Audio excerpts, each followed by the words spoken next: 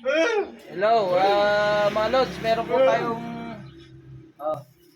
po tayong kaibigan na dumating dito na may kapansanan, hindi makapagsalita at hindi nakakapag masyadong ito po siya. Ngayon po, Pipi at bingi. opo, may kapansanan po siya sa pananalita at sa pangdinig. Ngayon po, para ano po, humingi siya ng konting tulong. Humingi siya ng konting tulong. Ayaw naman po niya na binigyan po namin siya ng konting tulong, pero ayaw naman po niya na umalis na walang kapalit. Sabi niya, umalok siya sa amin na mag-massage. Masahe, parang Kapalit niya. kapalit lang po ng tulong namin.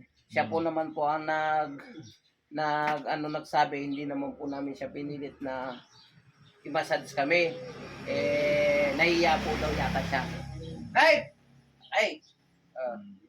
Yan. Meron daw siyang 2 anak.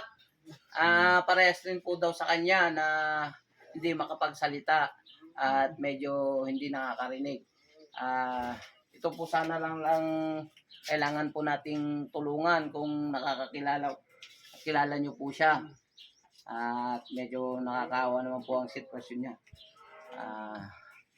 Mag-ano lang po sa mga followers namin na gustong tumulong, tulungan po natin ang ating kaibigan na may kapansanan po.